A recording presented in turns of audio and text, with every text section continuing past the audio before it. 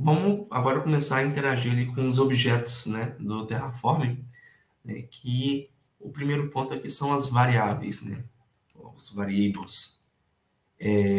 A variável, que nem eu formei anteriormente, são os parâmetros para um módulo de Terraform ou então uma implementação de Terraform que permite para a gente customizar aspectos do código sem alterar o código, né? Então, por exemplo, nesse caso, nesse exemplo, eu tenho uma variável chamada ImageID.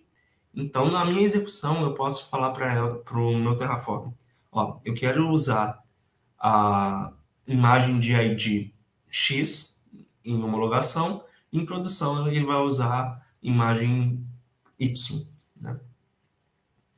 Da mesma forma, eu posso informar outros tipos de variáveis. No caso aqui, eu trouxe aqui um tipo de variável que é um tipo complexo, né? Um objeto, uma lista de objetos, onde eu posso definir para ela um mapa, né? Que eu vou ter ali uma lista ali de portas, né? No caso, são as portas do Docker, que ele vai ser, por exemplo, eu vou utilizar para poder compartilhar.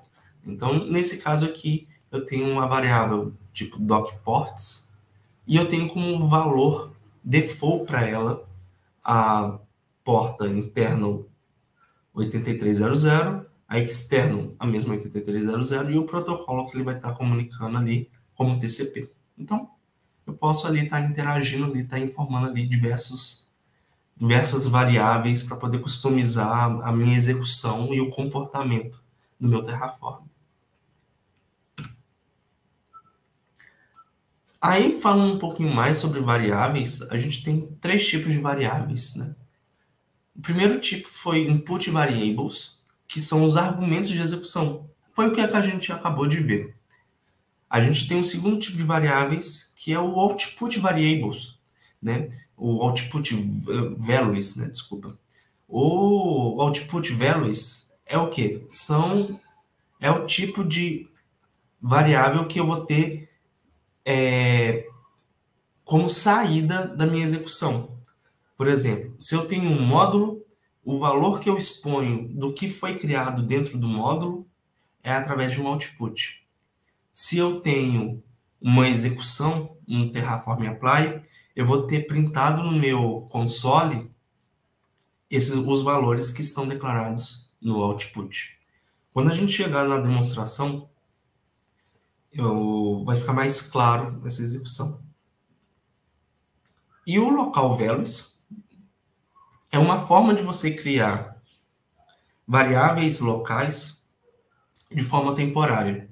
São variáveis que você não vai receber como parâmetro, mas que você precisa criar. Por exemplo,